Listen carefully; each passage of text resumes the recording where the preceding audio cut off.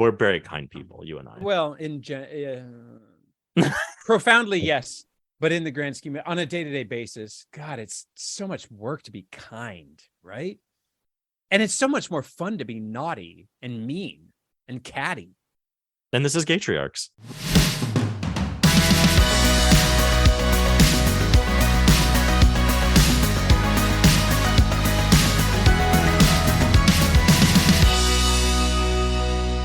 So real quick rant. We are now in, with my 3-year-old, the fuck around and find out phase. Do you know what I'm talking about when I say the fuck around and find out phase, Gavin? For those of you out there who are like, what does he mean? This means that like my 3.5-year-old is now old enough to want to know what the real consequences are to things. So when I'm like, put on your shoes, and he's like, no. And I'm like, if you don't, I'm going to blank. He's like, do it. Do it, fucking bitch. Come at me, bro. And so now I've either got to back up my threats with the thing I threatened, or I've got to really turn. So we're in the fuck around and find out phase. Yeah. Which for somebody like my husband is okay, because he's like, maybe let's calm down. Let's find a new way to do this. Maybe let me get on your level.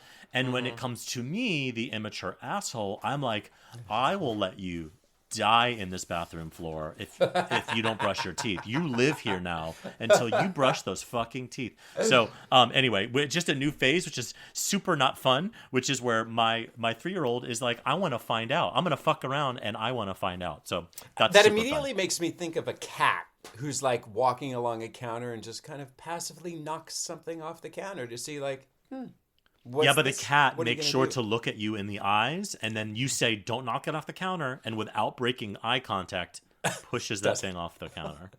Well, I would say that my kids probably did that at some point. Although we're still in a fuck around and find out mode. Well, are we in a fuck around and find out mode? Or is it more like a don't fuck with me mode, which is my wonderful tween, who definitely has more pizzazz in looking me straight in the eye and being like, I'm not doing that. And I can hear in her tone of voice, there is no amount of cajoling I can do aside from taking away her phone.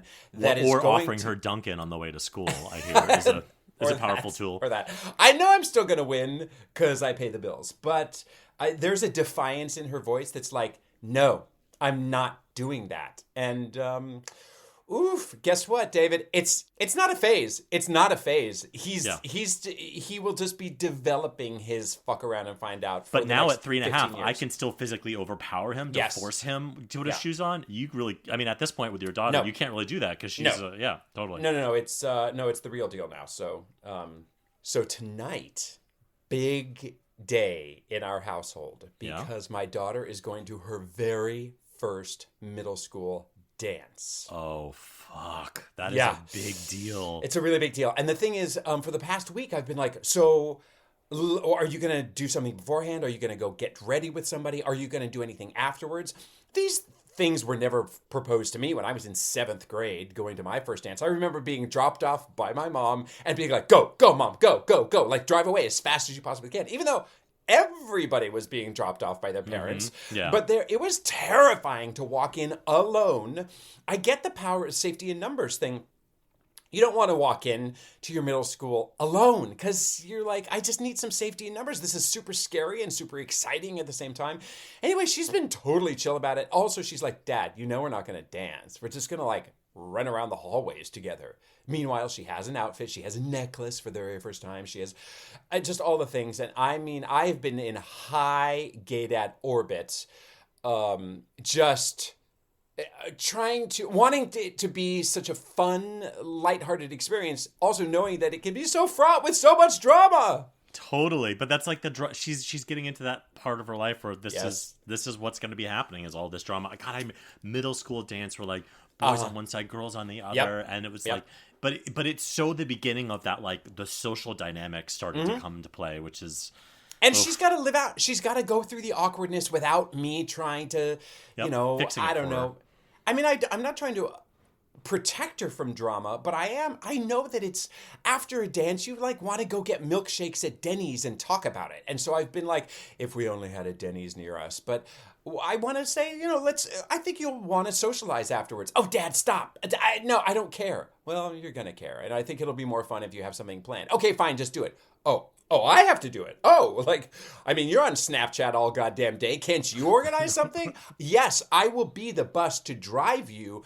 But, I'm not going to go text 8 parents saying that this needs to happen. Come on. So, anyway, it's a big deal. I will report. Yes, I can't wait to hear. It feels like a big deal. Yeah, it will be, and she'll have all these secret experiences, these hush conversations in the corner of the gym or whatever. Hallway. Exactly. But that's very exciting. So yeah. So she is your first kid. Yeah. Right? So you have 2 kids. I have 2 kids. Yep. And I thought really quickly before we do our top 3 list, I thought for those of you who are parents of 1 kid who are considering 2, since you and I both have 2 kids, we could maybe talk about why we did it. I ask myself that every day. Why the fuck did I do this to myself? But also what to think about. For people who are I have 1 kid, I'm thinking about having a second one. Because I feel like that's the question you get all the time. When I had 1 kid, it was when are you going to have another? When I have 2, when are you going to have a third? And I find myself asking, we have friends down the street gay parents who have a 1.5-year-old. And I'm always when are you going to have a second? And I hear myself and I'm like, David, shut the fuck up. Who cares? Also, as an only child, I am an only child, and I know plenty of people out there who are like, you know what, 1 kid is good for us, and we love our kid, and we don't feel like we need to muddy the waters, or maybe we haven't been able to have a second kid, or for all the things. So it is a consideration, and also there is a baked-in assumption that you always are going to have more than 1 kid, and you don't always need to have more than 1 kid, for sure. No, not at all. And my only really piece of advice is the same piece of advice I give for people who are should I have a kid at all, is that have a kid if you want one. Mm-hmm. And I know that sounds oversimplistic, but so many people feel the pressure. I should have a kid. I should have a second kid.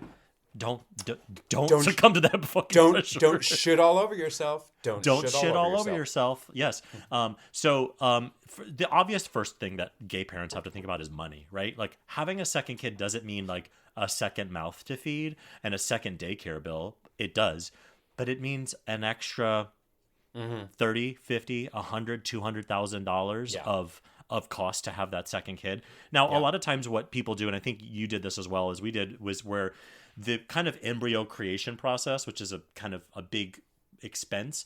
Once you've done that once, it's kind of done. If you have, multiple embryos, I think we have 12 embryos. So it's we have those. We don't have to make those again. So that part of the process is already paid for. But surrogacy is expensive. Even if it goes perfectly right, adoption can be really expensive. Even foster adopt can be expensive, depending. So money is obviously a fucking consideration. Yep. Timing between kids. We very purposefully had a kid almost exactly 2 years apart from our other kid because we wanted kids that were close enough in age but not in the same grade. I grew up, I have 2 brothers and 2 sisters, but they're all 13 plus years older than me. So I kind of lived life as an only child. I never really lived with my siblings. And I always wanted to have a sibling in the house that I could complain about my parents to. Totally. So that was part of my reason. With. Yeah. Totally. Yeah.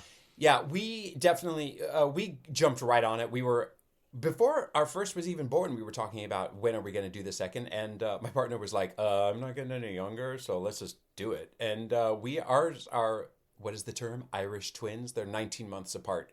But that has put them 2 grade levels apart.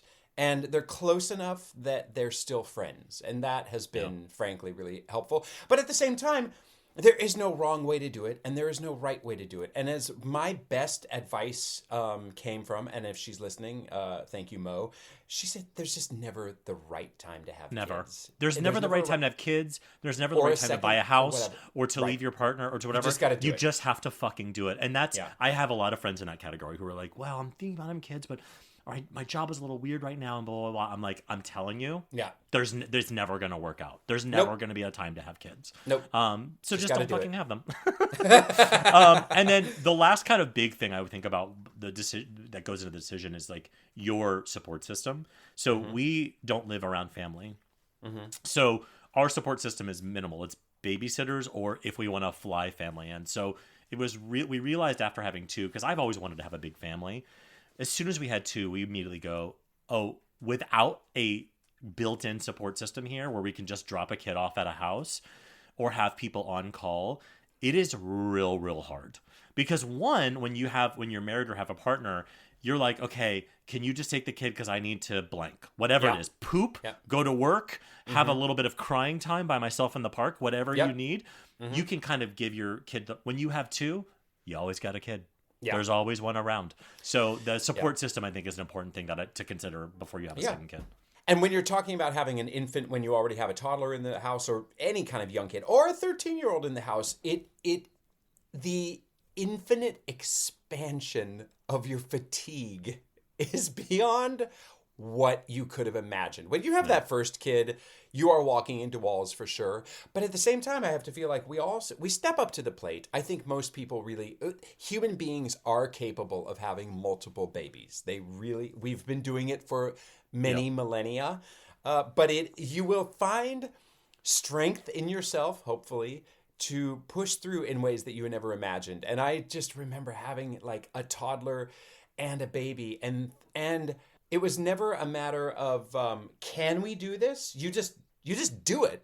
Yeah. And boy, you find the strength within yourself that you never realized you had. And then 10 years later, like I am right now, you think, I don't know how I did that, but I did it. Yeah. And I will say, just to end it on a little bit of a positive note, the things that I didn't expect to just absolutely love about having a second kid were, second kid syndrome, which you've heard parents say, which is where like the first kid you're very protective of. Oh yeah. We have all these plans and we're going to be very focused. And kid number two, you're just like, if she eats off the floor, Godspeed.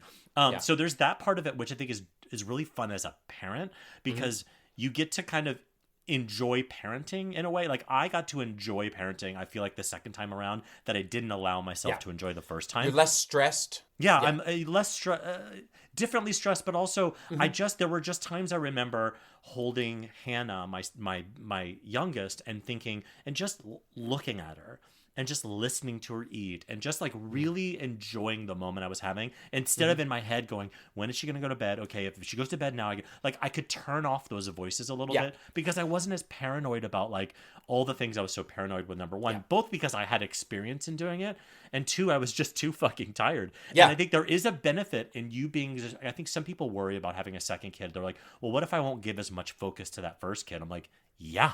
That is great because they get to experience something different and you get to experience something different. You get to enjoy the love between these two kids. And then the last thing that was a surprise to me was watching them interact with each other that didn't involve me, right? She does something funny, he laughs, they look at each other, they throw food at each other. There's something so beautiful in watching this relationship between these two people exist without me that I was very surprised. That was like really cool. Going back to exactly right. You give up the control freakiness because you don't have the energy, time, or interest in being a total control freak, and that is liberating. And we're all better parents when we give up trying to absolutely control every element. And you're right, their little world behind your back, or when they don't know that you are fully filming it from around the corner, that's magical. And that relationship, that bond is hope that will be with them forever. And you've given them a gift, I think, also of camaraderie for one day when you might not be here. So it's a pretty fun thing to watch. I'll always be here to haunt them. That's true. All right, so let's move to our top 3 list. Our top 3 list this week is my list, and it is the top. Gavin was really excited about it, if you remember from last week.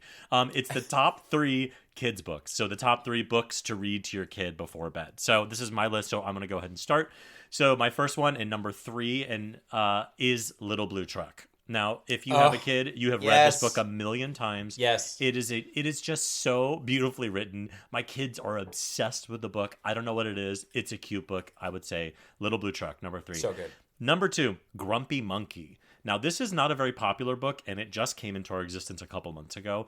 But it's just about this monkey who's grumpy, and everyone's trying to cheer him up or whatever. And it's a cute book, but there's something so gorgeous about the message, which at the end, he basically says, I guess I just need to be grumpy. And his friend who's been trying to make him happy was like, well, I'm just going to be here next to you and we'll just hang out. And he's like, yeah, I feel better already. And there was this just sweetness to like the fact that, sometimes we just need to be grumpy, and to have it in a kid's book form, I think is really lovely. So in number 2, Grumpy Monkey. Number 1, my favorite kids book is a book called Love Is You and Me. And in the way that Little Blue Truck has this like really great rhythm of rhyming, Love Is You and Me is just like, it's these two little characters, and it's just a sweet book about love. And it is one of those books that, like, for whatever reason, every time I read it, I get a little choked up. This is the sappiest I've ever heard you. In this Gatriot, like, Jesus, where's the joke about spooge? Oh, it's coming, literally.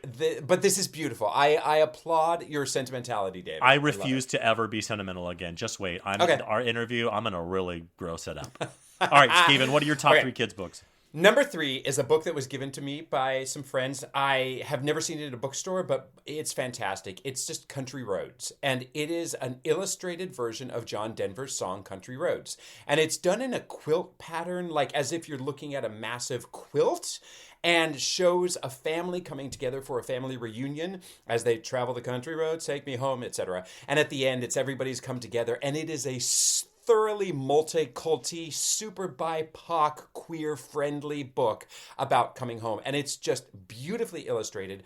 And now my kids know all of the words to Country Roads, which I think is a pretty cool skill.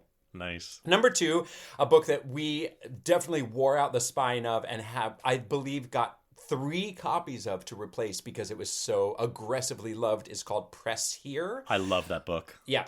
It speaks for itself. It's just a really, really wonderful active book. Number 1, another book given to me by friends is called The Tuba Lesson.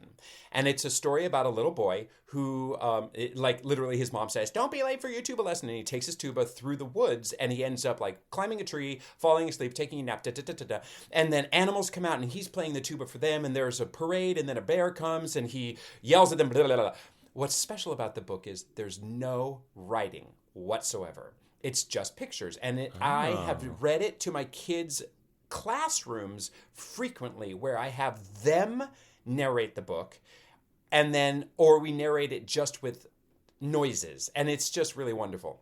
Cool. But I'm going to have a special edition today. We release our recordings a couple of weeks sometimes after we've done them, but we're going to be a little more timely. And I do want to say that today is the International Day of Trans Visibility. And because of that, I do want to give a very special mention to another book that I absolutely love, which is called Red. And it is about a crayon that has been mislabeled. And it's I believe it's a blue crayon that's labeled red or vice versa. And all of the other crayons are like, you should be blue, you're labeled blue, or you should be red, you're labeled red, whatever. And the crayon's just like, but this is my color. And I'm just like, I'm just doing my thing.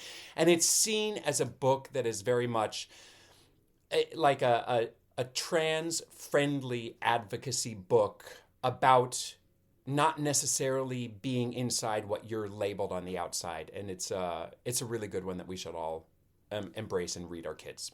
Love it. So what are we doing next week? So next week, let's think about your top 3 worries for your kids. Now, no sincerity or sentimentality, please. Literally one of my biggest worries when I was a kid, I'm going to give you an example. One of my biggest worries as a parent was that he would be a basketball player. And I hate... You mean tall and rich? Yes. I hate basketball. Why? Because I'm tall, and everybody told me when I was a kid that I was supposed to be good at basketball. And so I definitely harbor ill feelings about basketball. Sorry for all of you March Madness folks out there. And anyway... So top 3 worries that, oh God, please don't let my kid do X, Y, and Z. There you go. Today's guests are husbands who've delighted the internet world for years with their near-daily dances full of vim and vigor and delight and frivolity. Between them, they've been in 10 Broadway shows. I know. I mean, talk about achieving so many dreams. And they are social media coaches, but definitely social media influencers on top of all that. During the pandemic, they took their online creativity from New York across the country to various locations, filming dances all over the world. All over the country. I want to know how many weird looks you've gotten all over the place. That's what I'm constantly thinking about. But anyway, they eventually settled in Houston, where they've become leaders in the Houston dance world and even, I'm sure, the parenting scene. And they became fathers just 1 year ago when their son Maverick was born. Welcome, Bret Shuford and Stephen Hanna, and tell us, How has Maverick disrupted your day today? Good job.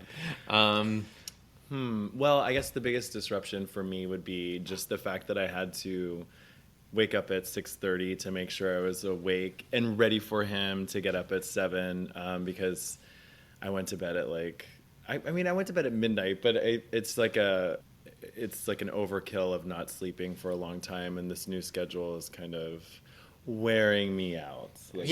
For a little context there, Steven is right now starring in a brand new Broadway show called New York, New York. And but this is the first time you've been on a show schedule with a baby waking you up. Are you guys in previews right now, or are you open? Yeah, we're in previews. So you're rehearsing and you're doing the show and you're raising a 1-year-old. Mm-hmm. That is correct. So wow.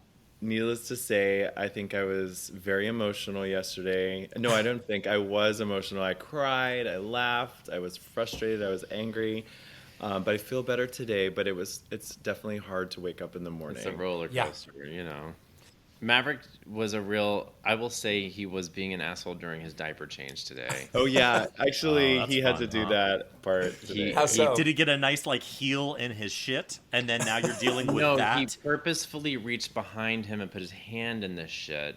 Nice. Yeah. And that was probably on purpose to piss you off. That was and then just to see if I can give him a reaction, and then he grabbed the wipes, so then you got shit all over the wipes. Ooh, that's clever, because now you can't clean because the cleaning product is now soiled. So it was a workout. That's always fun. And he's not yet walking, right? No, he's so close. He's very close. It's going to happen in the next week or two. Yeah, he's standing, he'll take a step, and then he'll sit down. We're approaching things in a very and we're doing the rye method. I don't know if you know this method, but we're approaching this in his own time, in his own way. We don't push it. We're not trying to force it. Come on, buddy, you can do it. We're just whenever you're ready, dude, you'll do it. So when he takes a step, I'm like, you just took a step. Yeah. You walk. Yeah. You just kicked your own shit off the table. So exciting. Wait, has he? I have a 1-year-old and a 3-year-old, and my 1-year-old has now done the gator rolls. Has Maverick started doing the gator rolls on the changing table where he can flip his body upside down? Well, we stopped doing changes on the changing table long completely. time ago. We do them on the floor. Yeah. Oh yeah, it's especially fun when they're twisting around in their own shit. Yeah. So parenting is glorious. You can get your deep plies in there as well, rather than having to keep him from rolling off the table. Yeah. He almost fell off a couple times, a long time ago, done. And I was like, oh, okay, we can't do this anymore. This is unsafe. Very unsafe. I remember I was very, very fortunate to be employed in shows when both my kids were born, and it was an interesting and tough balance for my partner and I, where he was not on the schedule that I was, but he was doing his other stuff, and it was really hard. Hopefully, I'm not digging too deep here in being like waking up and thinking, I have to do 5 shows this weekend. Can't you be the one to get up? And him being like, I've got my own stuff to do too, and everybody is so tired, and it is so hard to not be at each other's throats when in reality we're all just barely keeping our heads above water. And with a show schedule, it makes it doubly so. Yeah. That is very true. Everything you just said. You're not alone. Because you can't go to bed you can't go to bed at 9:30, which is when you should be going to bed, right? We're talking Act 2.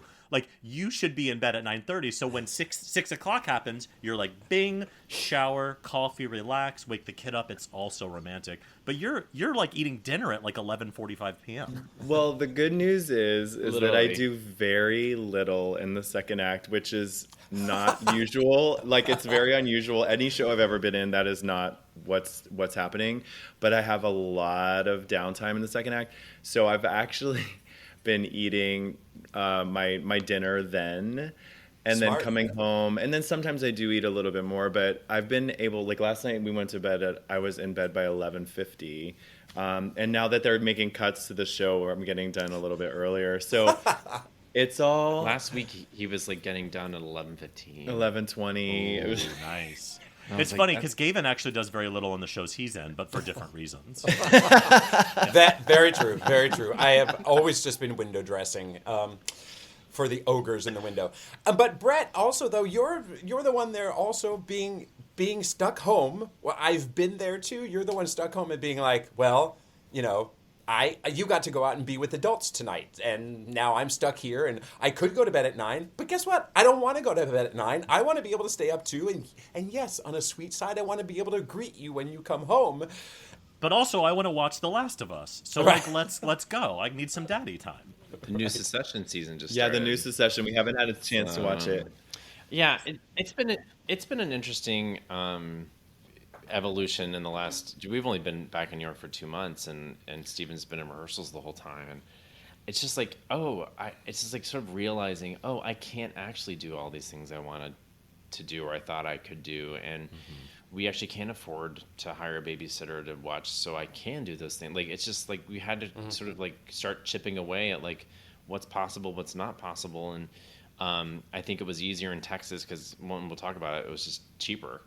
And New York is so expensive. So we're just realizing, okay, in this moment, in this season, while he's getting the show open, I just need to be full-time dad. And that way we know that things are going the way we want them to, and that Maverick has a sense of security knowing that it's one of us. And so it's been an interesting negotiation in my own head, because then my identity shifting, like, who am I? What do I do? Like, it's been such a weird thing.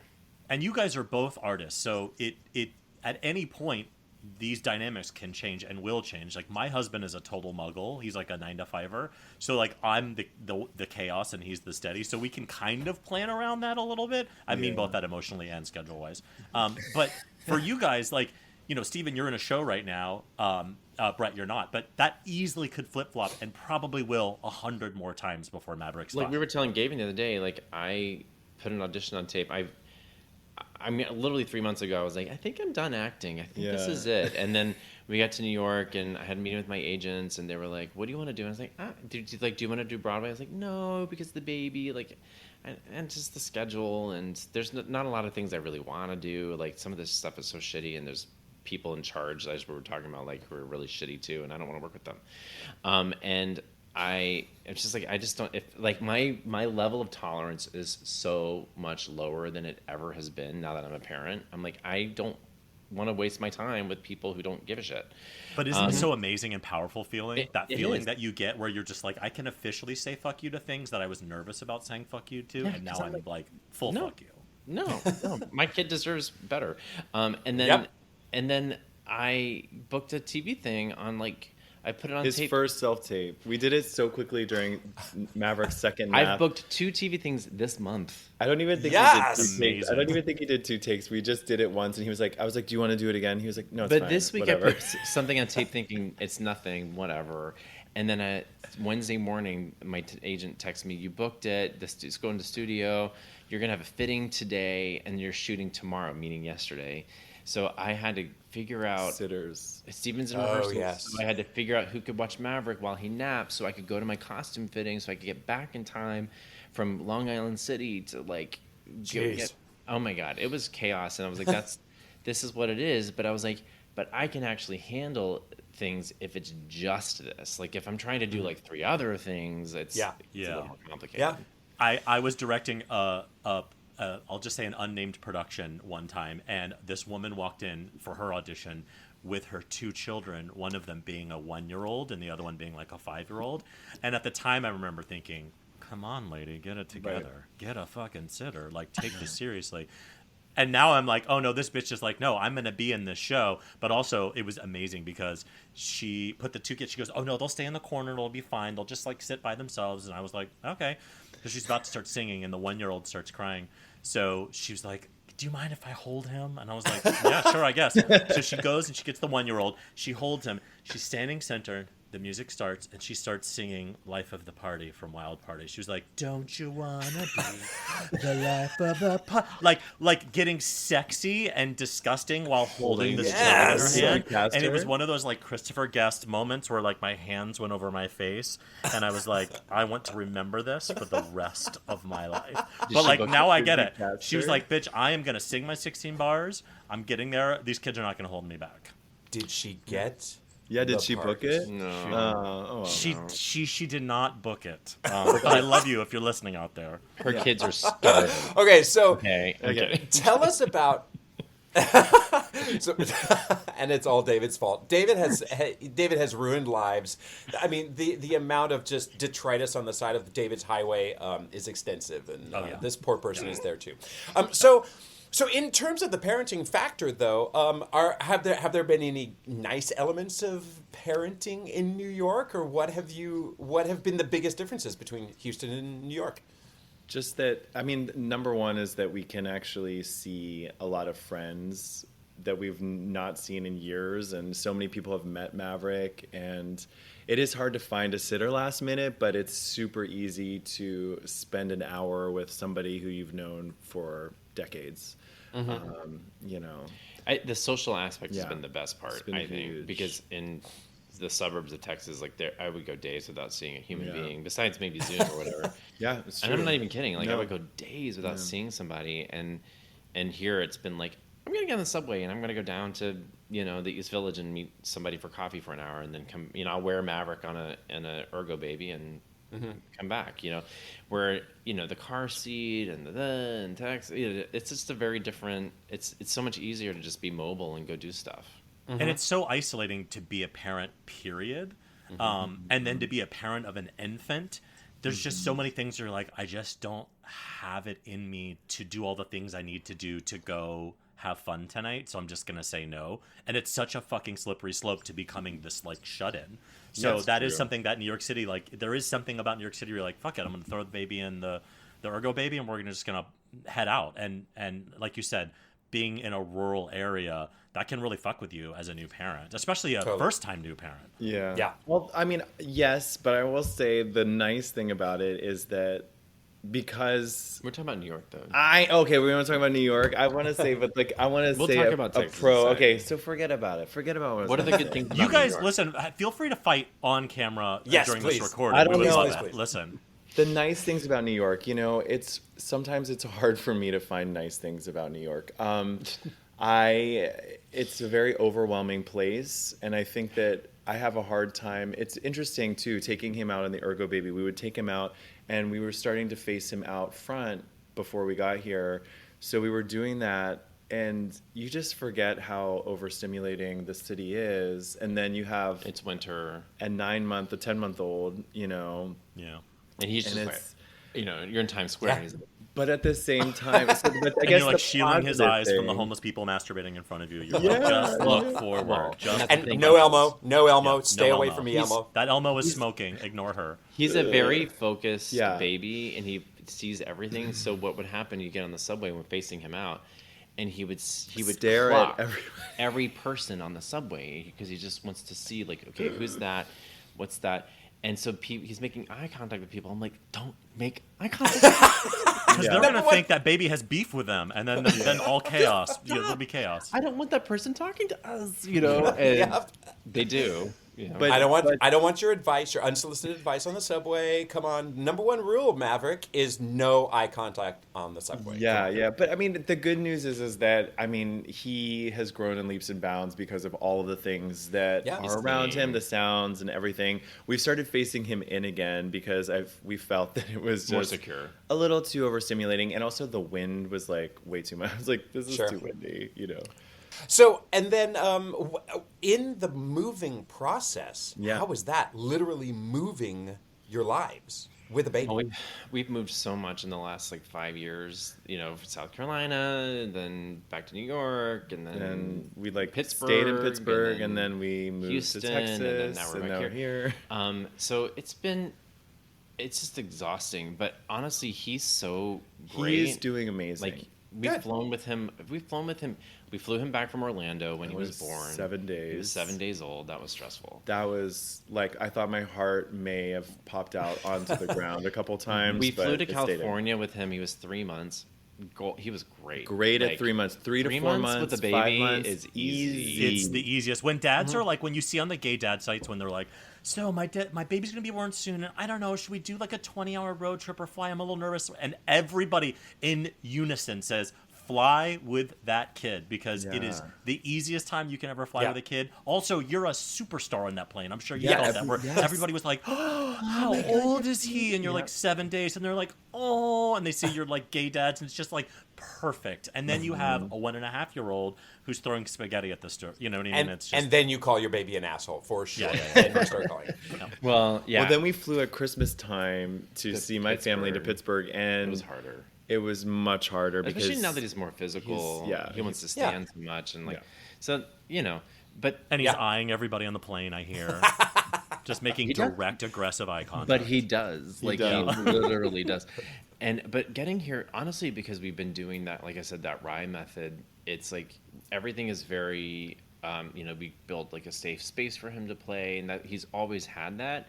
So like being able to just set up the same toys, the same space for him, it was like it took him no time to adjust. He was like, "Oh yeah, I know this is familiar. I feel safe here." And so he slept well the first night in the new room. Yeah, it's not been an issue really for him. I think it's just more stressful for us. There's so much that's just like the pressures that we put on ourselves, the expectations, the fabricated nightmare scenarios. We all stress ourselves out about it.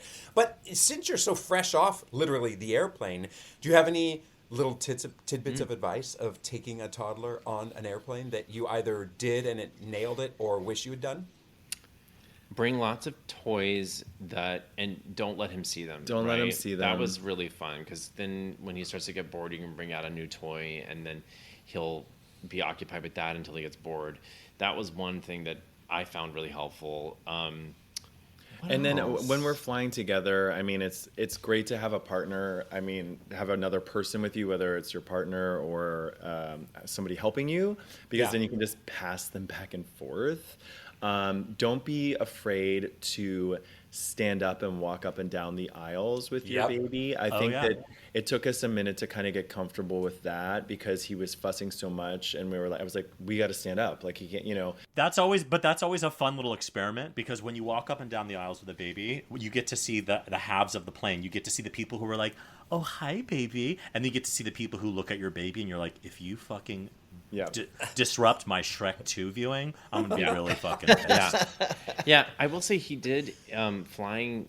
I flew back to New York with him because Stephen was already here, but our babysitter came and he cried more than usual. Because the flights got delayed. Oof. The worst. Yikes. Right? Because it was a direct flight, but then I think somebody got redirected at one point to Dallas, and then it was like a whole thing.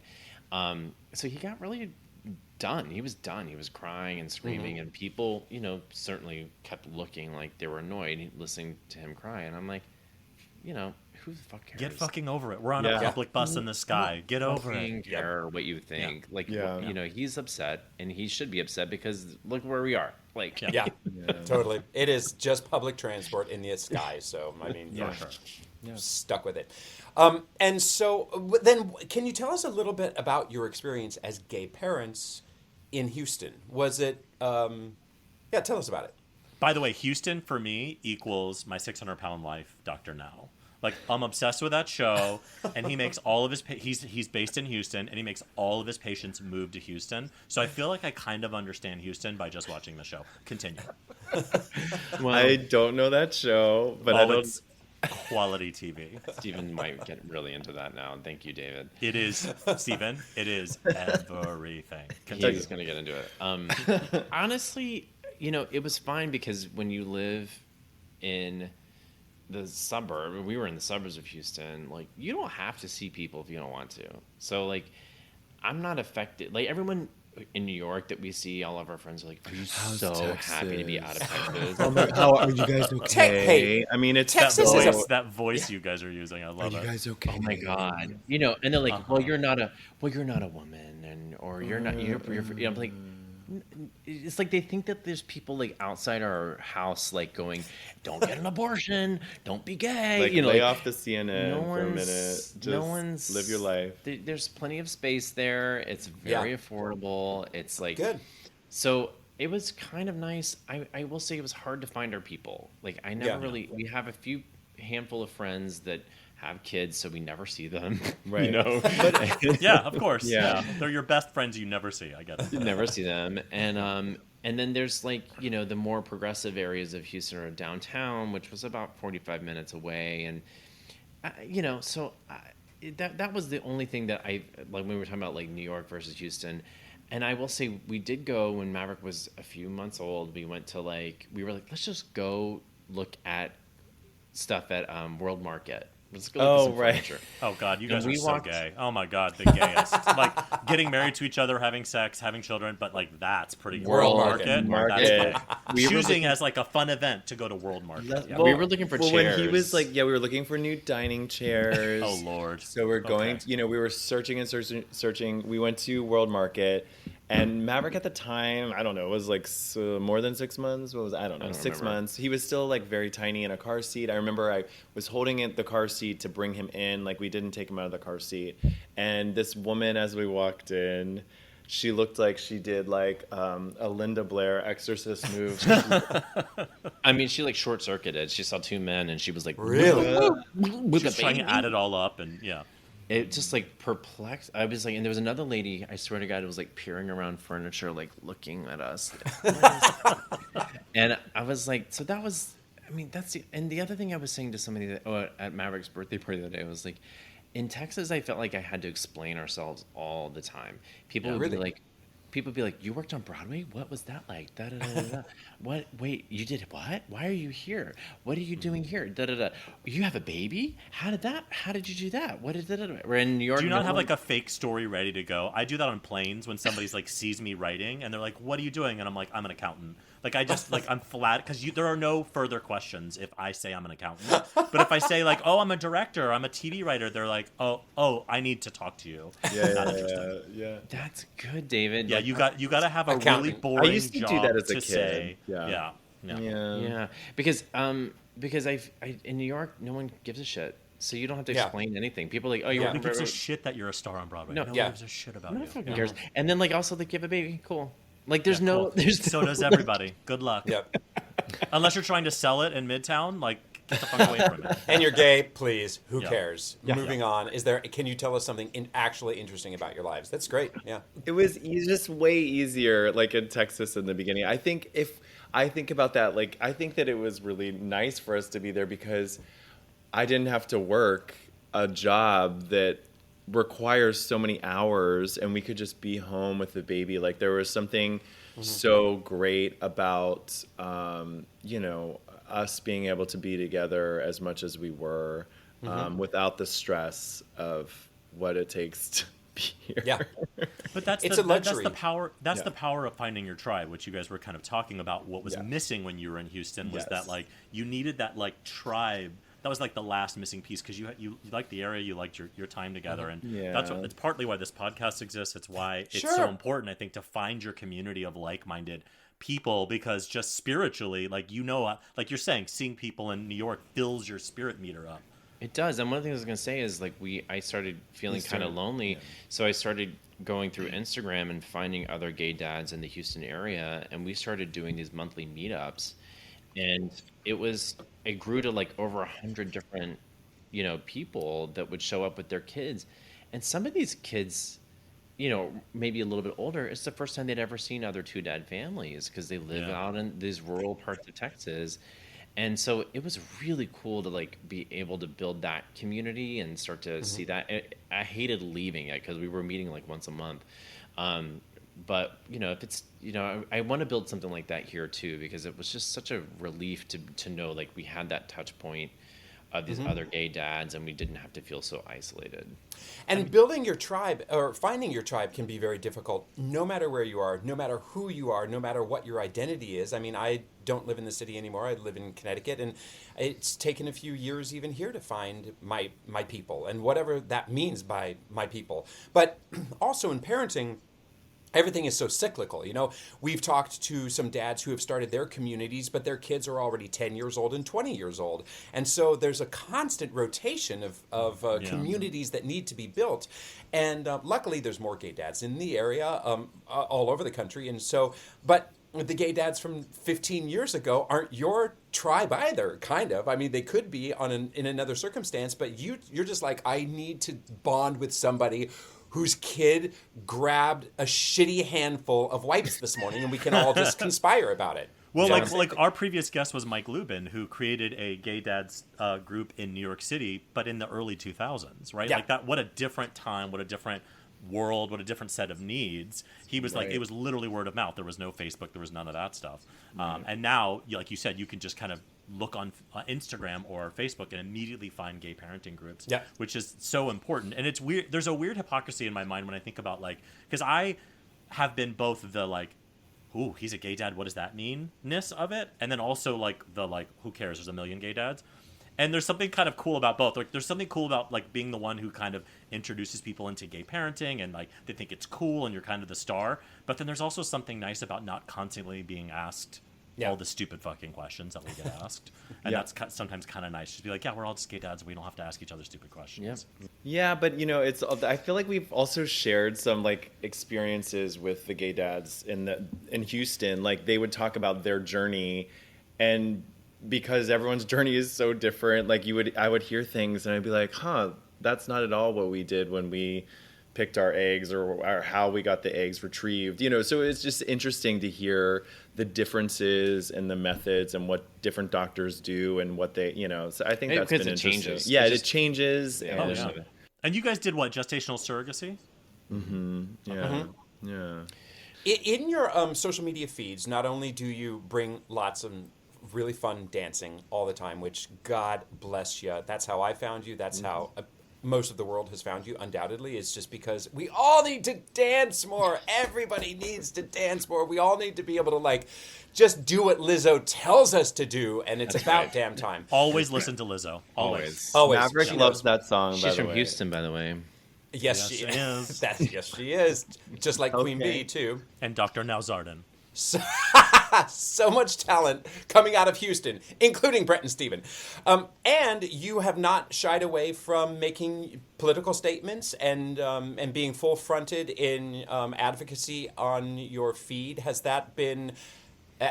what have you thought about that process? It's funny, we were just talking about it the other day, because I think if we didn't post about some of those things, we probably would have a ton more followers. I think we lose followers almost every time I post something that is not even political. It's it's not political. It's human rights, But I don't feel like using this platform to just promote fluff and make people feel like a gay. Well, somebody said to us in Houston actually was I really think things have improved for y'all. I watched Schitt's Creek. Yeah. You're that's a misleading. I don't want to mislead people into thinking that our community is not suffering by these laws, and that young people who follow us should know. Hey, this is actually affecting us in our community, and I just. And I know there's accounts that we follow. I was saying to Steven, how do they have more followers? Oh, right. They don't post anything about what's happening in the real world. And I think that and it's great, and it's a relief, and it's fluff, and it helps people escape from their reality, which is why if we just danced, we'd probably have 200,000, 300,000 followers at this point. But that's not... also we're tired sometimes too. So you're new parents. But also you don't want to mislead people into thinking that this is gay life, right? And I think that's what you're saying, is that gay life is just fluff and joy and oversaturated photo shoots, and it's not. There are literally laws out there trying to hurt and kill us. So I think it's great that you don't have that many followers, because your followers are more authentic. What's the point of building a platform if you're not going to use it to help our community? And all I think about is my people. I think about who our ideal audience is, and I think about me at 13, 14 years old, living in Southeast Texas, and thinking, could I be on Broadway and be married to a man and have a kid and be happy and healthy? And oh, there's an example of it, right? But also I want to be able to tell my parents yo, what you think is wrong, what you're voting for is wrong, the things you're doing. It hurts me at 13 years old, me at 14 years old, whatever. You're hurting my future. And connected to a real person, because often they just kind of go, oh, well, not you. It's just those. And no, we are those. That is us. That's what my family does, at least. So. But also, I think just like speaking up and like being honest about what's really going on also gives us a purpose on social media, because like the fluff and the dances are, trust me, tons of fun. But at the end of the day, if you don't really have like a real mission or a statement to put out, then what's the point of doing it after a while? All right, did you guys go to Disney World, while Maverick was like 1, 2, 3, 4, 5, 6 days old by chance? No, we had planned. He wouldn't let me. He was like, he wanted to get, so we were joking, he wanted to get a photo of him in front of the castle as like a newborn. And I was like, there's just you just wanted to be on Dilfs of Disney. I know, because I follow that Instagram account and I want to be on that fucking thing. That's the only reason I work out. I want to be on that Instagram account. Yeah, my goals, life goals. Oh my God. At one point we joked with my mom, because she's like super religious, like Catholic, and was like really worried about him being baptized. And we were like, well, we're going to take him to Disney World and get him baptized in front of the castle by Flora, Fauna, and Merriweather. And my mom, you would have thought she believed us. She was like, you better not. We're just gonna dip him in the small world water. You know, that smell can just live through his pores forever. Pirates of the Caribbean. Yeah, there's that scent. Yeah, absolutely. Okay, I have a hard question to ask you, and I want your honest answer. This is hard. Okay. If Maverick turns out tone deaf, no rhythm, are you? Yeah, I'm sorry, bro. I know I shouldn't have said it, but How could do we need to take a break? How could you say that? Well, go. What if he ends up being an accountant?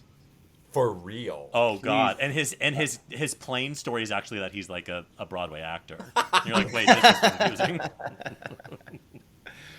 Well, wait. What if he? Well, first of all, what if he's tone deaf and can't dance? It's a joke. It's a joke question. Don't ever listen to anything I say. It's just all bullshit coming from David. Exactly. I think it's a great question. I think it's a great question, but from the moment he started pulling himself up, he's had a really nice turned out supported leg and a beautiful tendu back. He does have a beautiful tendu back. He has a beautiful No, he has a beautiful tendu back, and our it's a friend nice. Krista actually said, "Ooh, look at that tendu," and I was like, "Steven's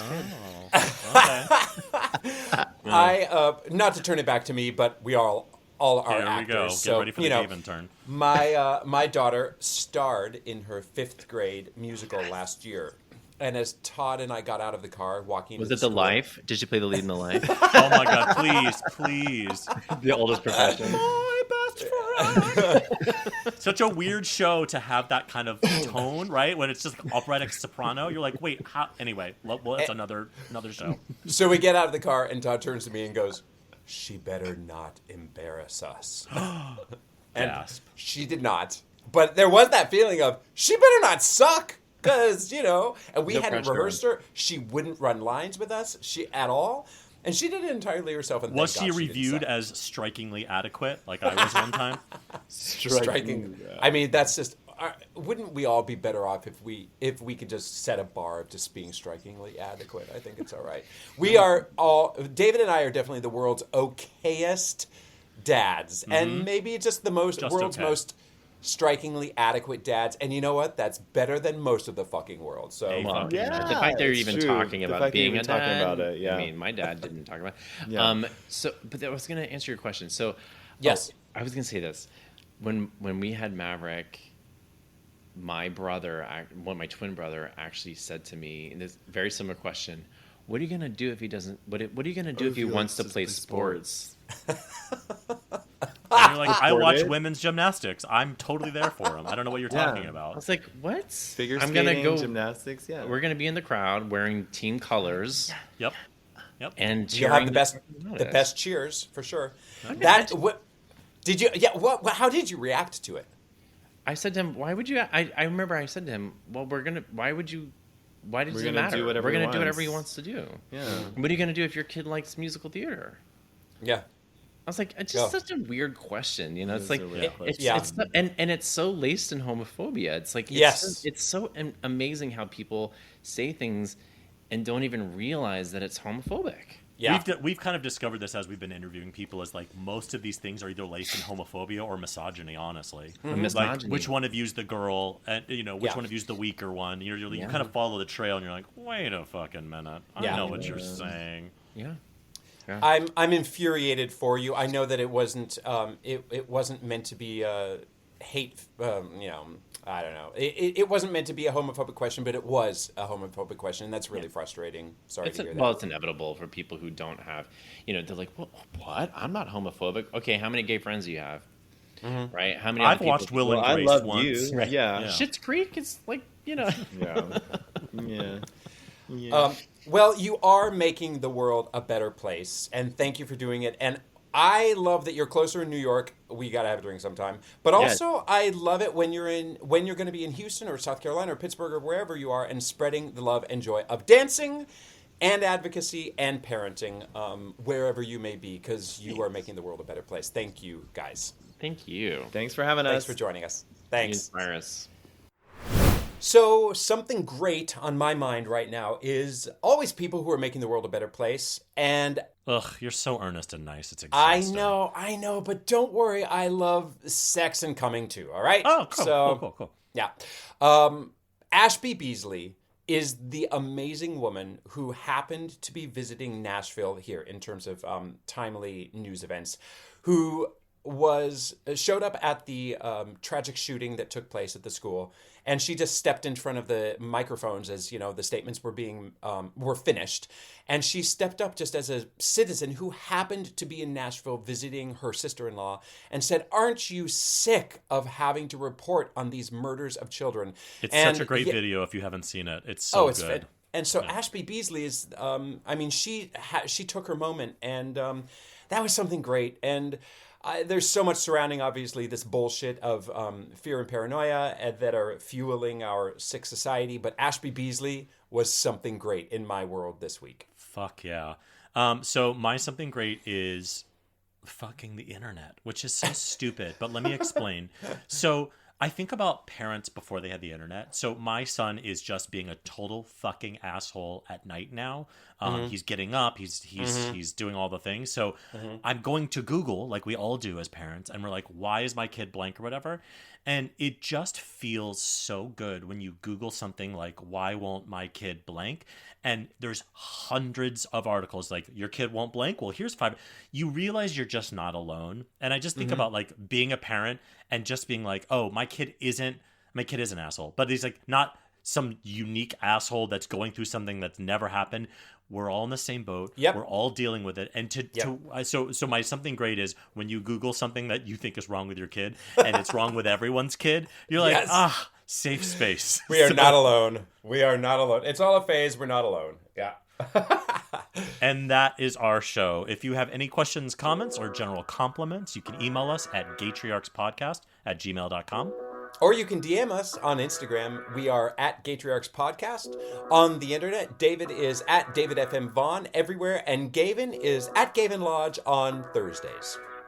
Please leave us a glowing 5-star review wherever you get your podcasts. Thank you, as always, and we'll see you next time on another episode of Gaytriarchs.